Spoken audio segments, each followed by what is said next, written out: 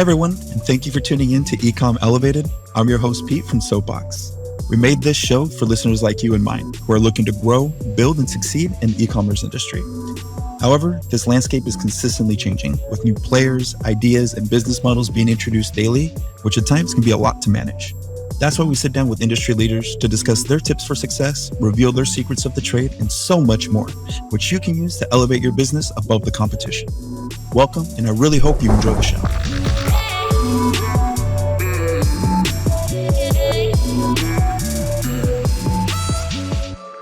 Did you know that poor business marketing accounted for nearly 25% of startup failures in 2021?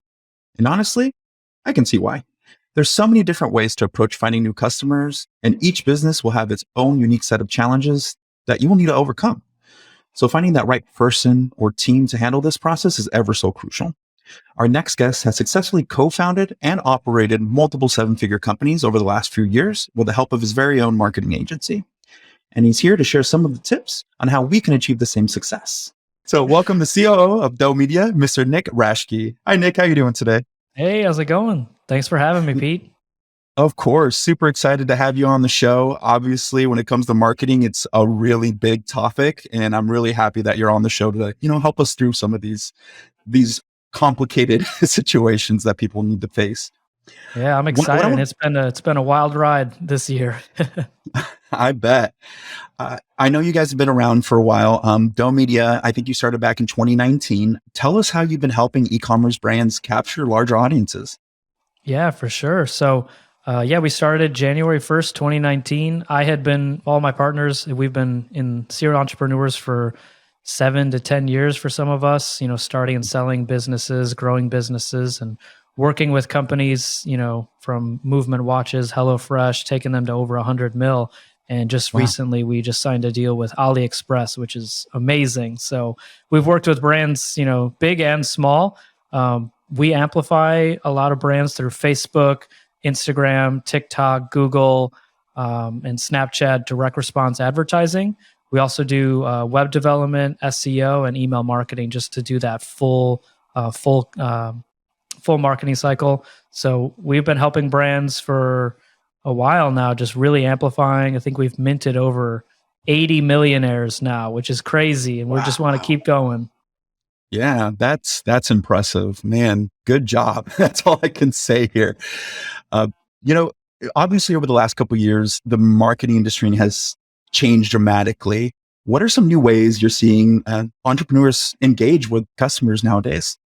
Yeah, I think it's crazy how much things have changed. I think a couple of years ago, before the iOS changes, you could just pop open a Facebook account, put some images out there, click a couple buttons, and anybody could have been doing it. There's definitely ways to do it much better, but it's way harder today, right? So what we're seeing is Facebook and Google are still people's bread and butter, still bringing in majority of purchases.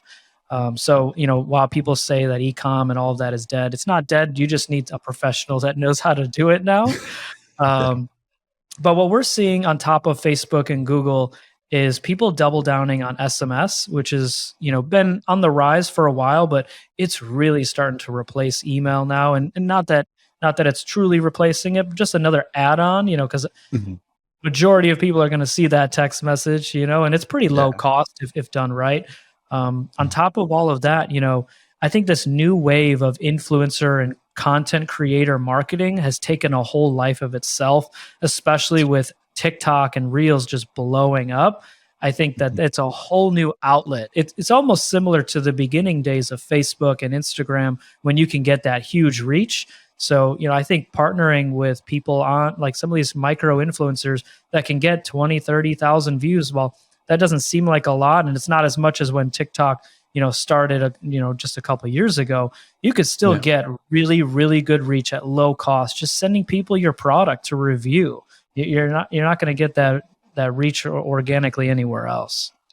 Yeah, that's been huge, right? Influencers have really skyrocketed. I want to say over the last 3 years, honestly. I mean, have really been a huge, really influence in the marketplace when it comes to, getting products in customers' hands. I will take the voice of my best friend over some commercials. So it makes perfect sense to have normal people getting that Totally. product and describing what's going on. But one more thing there that we're seeing that works really well, that kind of meshes the two together of advertising and influencer. For years we've been utilizing, what we call whitelisting people's accounts. So let's say you get a content creator that's making this, a great video UGC ad for you. Well, how about you run the ads as that content creator for the brand, bringing them into your ads manager? We're seeing 20 to 30% lifts in purchases and about a 17 to 25% decrease in CPAs running content creator ads as the content creator, not as the brand. So that's a huge piece that everybody should be using. Again, we've been doing it for years, but with the rise of TikTok and more organic feeling content, this is, people can't notice it's an ad as easily if it's coming from, Jim's account.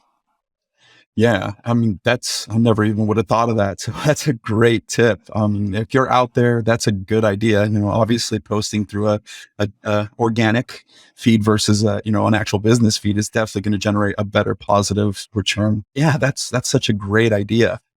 And we talked about partnerships, right? You were talking about partnerships when it comes to influencers, but this also leads us into your first tip on how to choose the right partner, right? Which is a lot harder than it actually sounds. What are some advantages and disadvantages of deciding to go with a partner versus just doing it on your own? That's a great question. Yeah. I've had so many partners over the years, some amazing partners, some pretty good ones, and some not so great partners, right? So I think if you can, having a partner is the absolute best thing that you can do, but you got to make sure that this person's willing to put in the effort like you are. Right. And that can be really hard. I think it's better to have no partner than to choose the wrong partner. Right. And you don't just have to choose a partner. Sometimes, I've heard stories of someone was their employee for years and they're like, you know what, Scott, you're so good.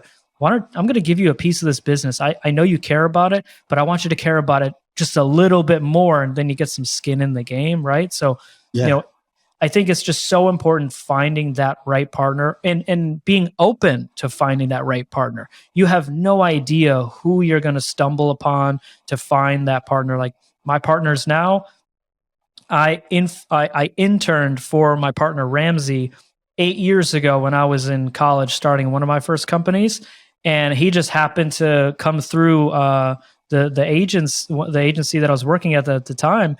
And I hit him up on LinkedIn after, and we just reconnected. And then a couple months later, he told me about Doe Media, at the time was called Prolific Media, and I said, no, I'm the perfect piece of the puzzle that you need here. So you never know where that partner could be. That was an 8-year relationship, and I have so many stories where I have a lot of partners today that I've had this relationship building over a long time. So I think that same sentiment, you can't just jump into a partnership.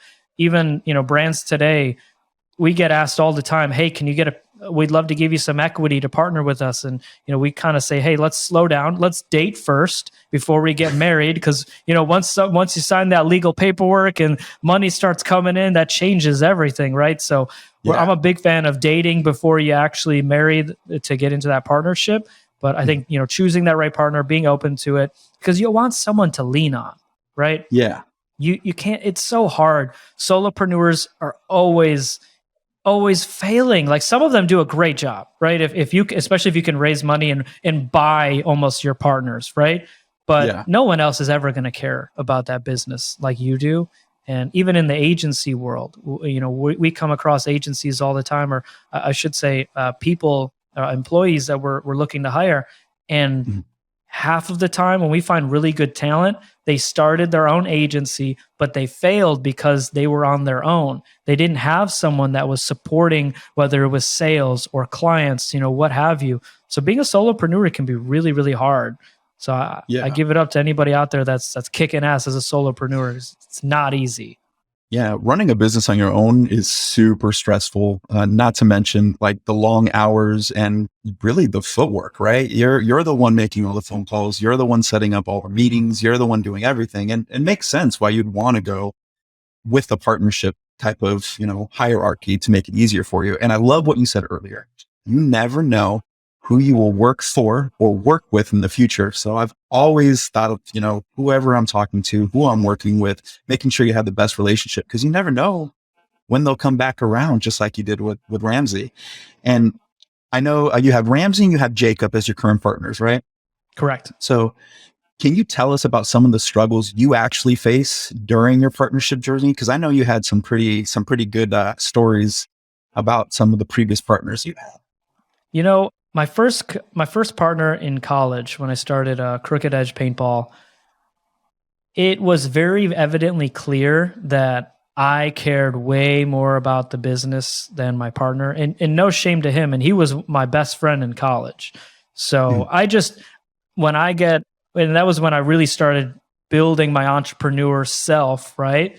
I just knew I had to spend every minute of every day on this, right? And my partner he liked it, he did what he needed to do. But at the end of, it's kind of like clocking out of a job, right?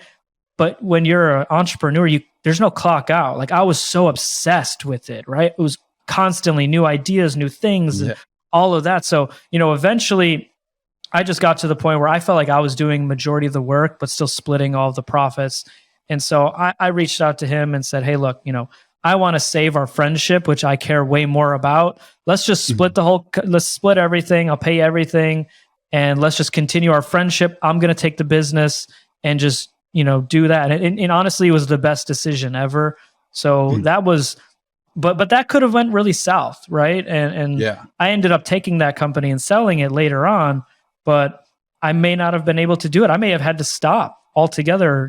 I've heard horror stories of getting into legal battles, and it's kind of like getting divorced, right? It literally is actually getting divorced, just in a business sense. So that was luckily a good ending to that. And I don't think that at Doe, I don't think we'd be where we are without having a partnership, because we rely on each other so much, and we yin and yang so good. Like a lot of people may see us like friendly arguing, but really we're just getting to the right answer, and if you have no one to go off of, well, you're kind of just stuck in whatever decision that you made. You got no one to go off. So luckily I have some pretty good partner stories, but I know I wouldn't be here without my partners. Yeah. I mean, choosing a partner really needs to complement your own style. They may be a little similar to you, but it's okay for them to be completely different, just a different point of view, right? And this brings me into your next tip, which is perfect, right? Our favorite word that every single entrepreneur in business uses a million times a day: pivot, right? We hear this time and time again in the business world. And that's because, Heraclitus once said, the only constant thing in life is change. So, can you tell us a little bit more about the difficulties you confronted and what changes you had to make to get your team back on track?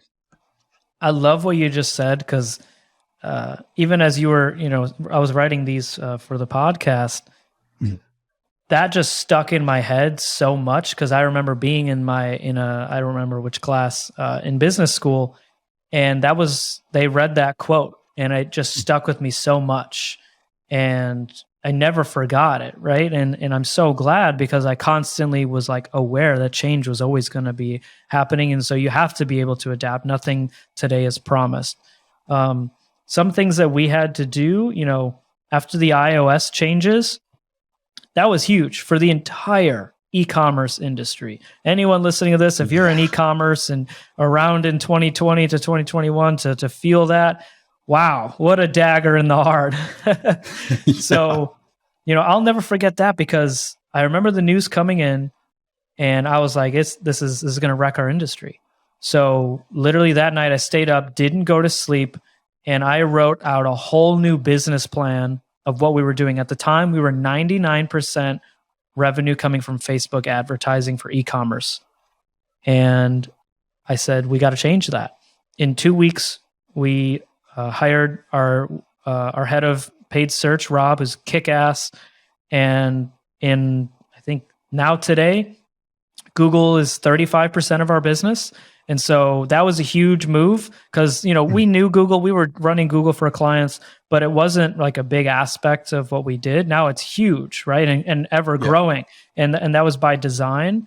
The other thing that we did was we launched an email division. We recently acquired an SEO agency. And just a couple of weeks ago, we launched a web development division.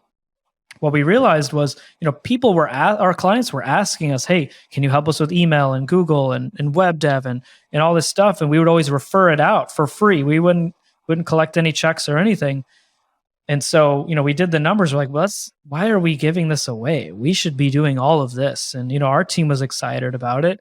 And so, ever since then, we've just been able to double the business every year since. And we have a huge, huge trajectory going into 2023 with scaling all these different departments.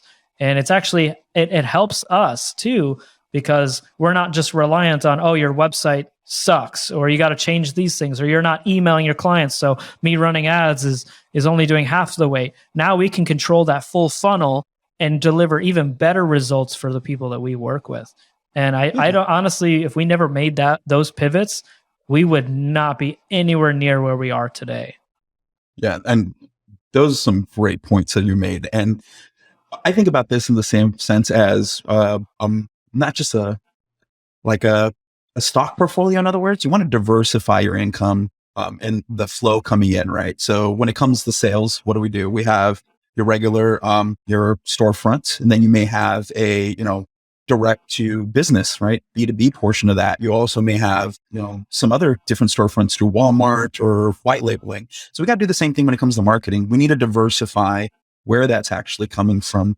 And when it comes to our business procedures, the same thing. We need to look at different avenues of bringing in revenue that is not normally within our wheelhouse. And you've done that very, very well over the last couple of years, which is obviously apparent with your success. What is some advice that you'd give a business professional out there that is struggling through their growing pains right at this moment? It's a great question. I think it depends on what it is that they're struggling on. But I think one of the main things that is hard for a lot of people, especially, I don't know why, but young entrepreneurs, they don't ask for help. Nobody asks for help. And so I think advice to anybody out there struggling right now, reach out to as many people as you can. Even if you get 100 no's, all you need is 1 or 2 yeses to pick up the phone, right? And that could change everything. I think really knowing what your pain points are and just thinking through how could I get past this pain point? What do I know to get past there? What do I need? And what do I not know? So that if I do get access to someone that I can ask for help, ask the right questions. Don't just be like, here's my problems, help me. Like, here's maybe this is my idea to help. But just go out there, reach out, build a network, which I think is the second piece that everyone should just be doing. But just ask for help, because there's so many people out there willing to help for free. Not just paying someone for consulting and things like that.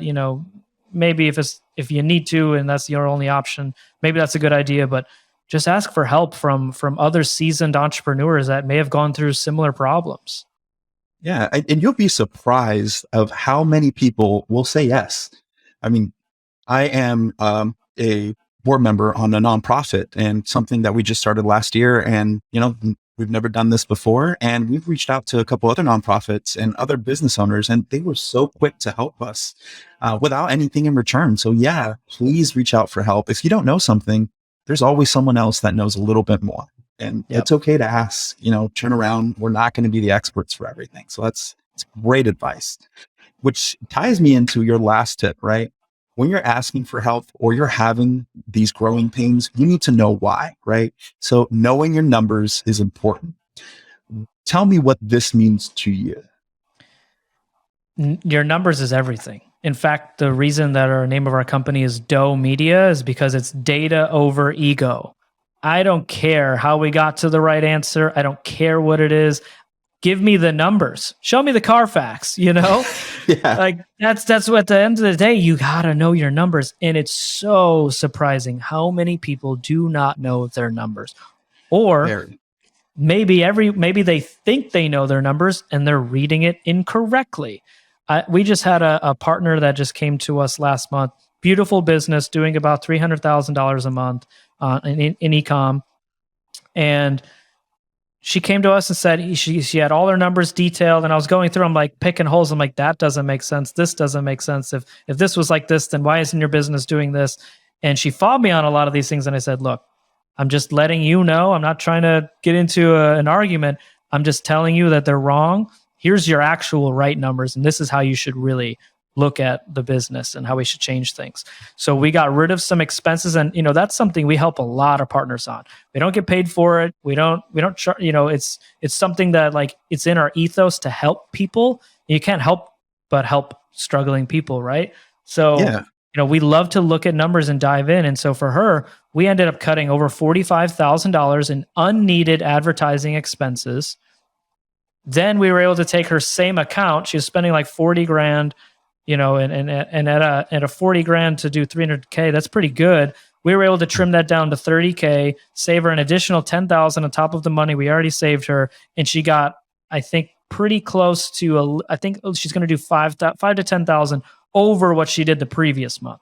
So, and that goes directly to her bottom line, right? And that was just looking at the numbers and not just, she was trusting some of these other agencies, and I was looking at the reports. I said, these reports are made from them. They're not from the platforms. This isn't the real number, and I come across this all the time.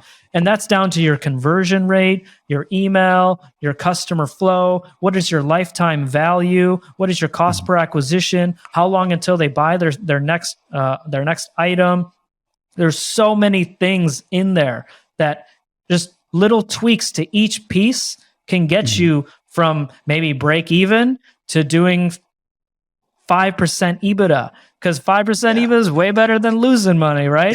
But there's so much money that people leave on the table just because they don't know the numbers, and they don't, or they think they know the numbers, and they're arrogant and don't, and that wasn't the case for that particular one. But I've come across a lot of CMOs, CEOs, and marketing teams that are so arrogant about their numbers that they're not willing to look at it from a different lens, right? So I think you just got to be open, and especially if you're that business owner, be open to everyone's opinions, and then form your own based on all the facts that are given to you, because you don't just want to listen to one person.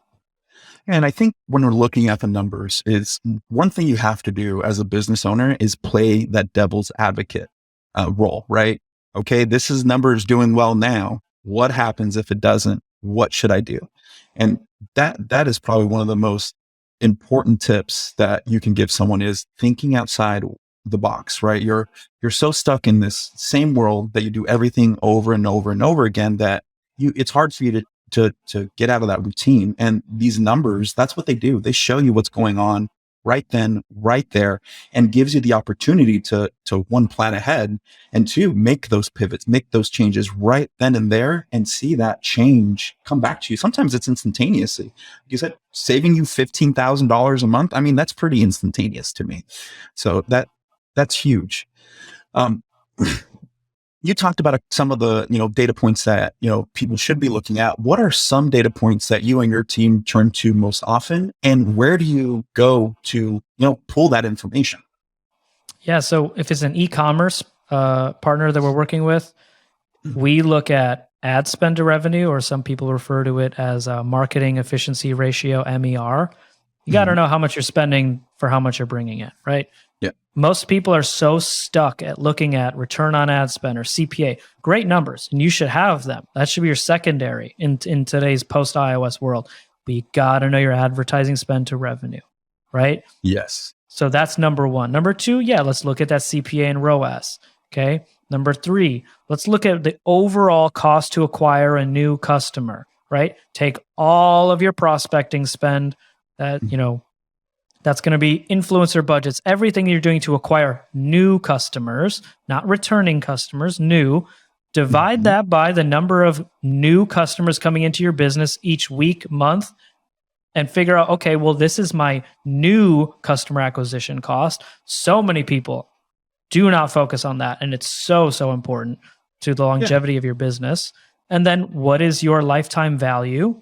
over an extended period. If you're a shorter business, it's going to be, if you've only been in business for a year or two, it's going to be a little bit harder to calculate, but you need to be constantly looking at that, evaluating, and then figuring out, how do I increase that? You got to be looking at your average order value, because if you're not even breaking even on your first purchase, or even in a post-iOS world, a lot of people are happy to break even on their first purchase as long as they can get that second purchase, right? So know your average order value and know if the numbers actually make sense to get to where you want. There's so many brands that come to us with a $20 item with no other upsell or anything. We can't even work with them. It just won't work. I can't get a customer to pay. I can't acquire a customer for $5. It doesn't work like that anymore. Maybe 8 years ago, even 6 years ago, maybe, but not in today's world. So I think you just got to know those numbers on the advertising and marketing side. The other side is you got to know your profit margin, right? If you're not doing at least a 60 to 75, 80% gross margin on your product, then you are not going to be able to run ads efficiently, unless people are dying for your items or you built a brand somewhere else, right? Then you can have that higher cost per acquisition and all of that. So you got to have good margin on your products. I think also knowing, your fulfillment and all of that. How, different from going, do I fulfill myself? Do I work with a 3PL like you guys? Like the money is in those margins, right? That's where most people don't realize, is the money, the profit is in those margins. We just had a partner that was fulfilling for themselves. They had 2 huge warehouses and sales started to plummet. And they said, look, I have to be at this revenue level, or I'm negative on my business, no matter what my other expenses are, because this is what my rent and employee and all that cost was. Well, they ended up working with 3PL. And it saved them so much more money, because now their business can fluctuate and they don't have to worry about hiring people, what their rent is going to be, all keeping the warehouse, staffed up and all that. So I think those are the numbers that you got to be paying attention to. Yeah. And it makes so much sense, right? There's so much that goes into running a business on a daily basis. It's really easy to get lost in, the daily minutia. So when it comes to numbers, you talked about it earlier, AOV, right? How do you even set an AOV if you don't know what it's cost you to, produce that product, to actually post it on the website, to have your IT team behind you? It makes perfect sense. You have to know your numbers in order to set a price, in order to know if you are profitable at the end of everything. We just can't throw things and see what sticks on the wall, right? Thank you so much for sharing so much information and valuable information with us and being on the show. Did you have any final thoughts or advice for listeners out there? I think my main thing that I want to say is never give up, because there's so many entrepreneurs out there, or even entrepreneurial minded people, that don't even realize they are entrepreneurs. In fact, when I was in college starting my first company, I had never even heard of the word entrepreneur. My teacher, we filled out the survey. He came out to me and he's like, "Oh, that makes sense. You're an entrepreneur." And I said, "What's that?" 10 years later, I still talk to this teacher and he's still coaching me all the time, right? But I think don't give up. Even if your idea failed. I've had failing companies and I've had really successful companies. I don't give up. I know that this is what I want to do and this is what I love. So don't give up. You'll see that idea, or you might stumble across a business that your friend or colleague started and you're like, "Oh, I can help with X, Y, and Z," right? So just be aware of all those opportunities, and your idea may have sucked or it was great. Who cares? Go on to the next one. You're going to be successful as long as you don't quit. If you quit, you're done. Yes. And you heard it. Like Nick said, do not quit. It never, ever works out as planned, but as long as you don't quit, you'll always end up at your goal. Thank you so much, Nick, for being on. It's been a pleasure, and we'll see you again, hopefully in the future. Thanks, Pete. It's been awesome.